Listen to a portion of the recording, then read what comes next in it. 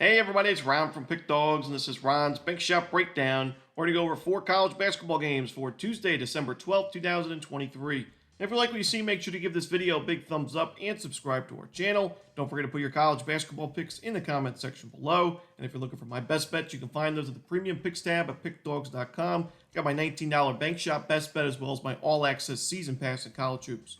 Alrighty, let's get into it. Here are the games for Tuesday in college basketball. First up, we see Hofstra and Duke. This one's going to be a 7 p.m. Eastern start time on ESPN2.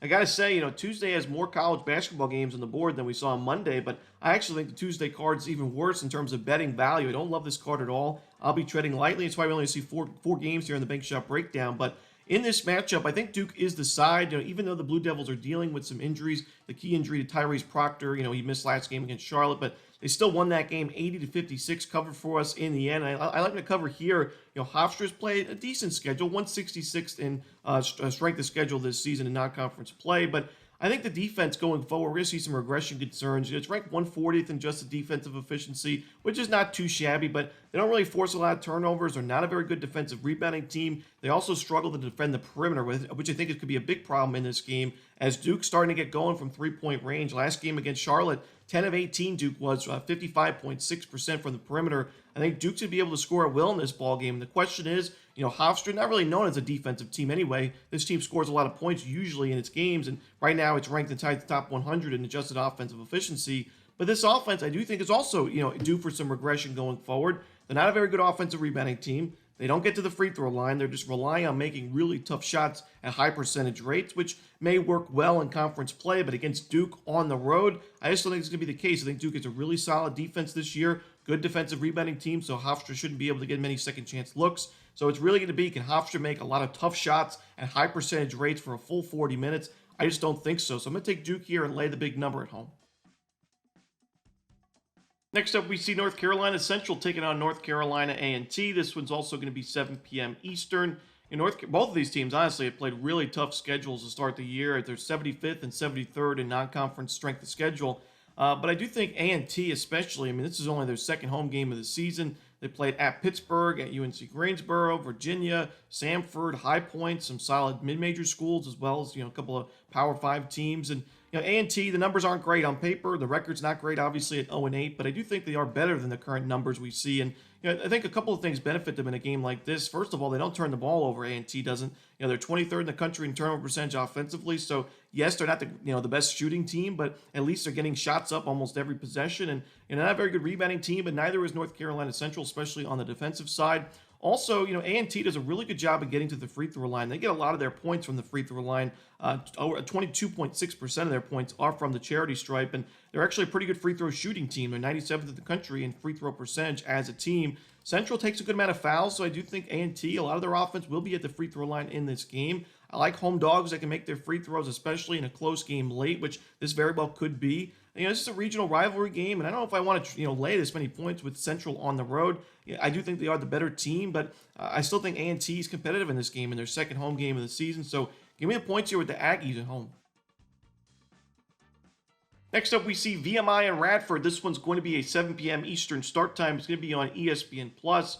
For me, this is more of a fade against Radford than it is backing VMI. Anyway, VMI, hasn't been pretty this year. 2-8 this season, 2 wins against subdivision teams. We figured it was going to be a pretty rough season as they lost a lot of production from last year's team. They're one of the youngest teams in college basketball. They're 355th in Division I experience this year. So we knew it was going to be a rebuilding season for VMI. But Radford, while they're 7-4 this year, they're on a 2-game win streak. They've won 5 of the last 6. I think they're one of the more overrated or overvalued teams in college basketball right now. When you look at the shot quality numbers, this team is not doing a great job on either side of the ball. Defensively, a program that's usually pretty strong defensively. Last year, 154th in adjusted defensive efficiency. This season, they're outside the top 200. They're not forcing many turnovers. They're not a great defensive rebounding team. They're taking a good amount of fouls. And, while they're defending the perimeter pretty well, I think it's more of teams missing open looks than anything else. I don't think Radford's defense has honestly had a great start to the year. And I think there's value fading this team as they played a pretty weak schedule to start the season, 229th in strength of schedule. And I think VMI does enough here to at least cover this number. I think Radford still wins the game in the end, but this is just way too many points for Radford to be laying. I don't trust this offense that much either. So give me the points here with VMI.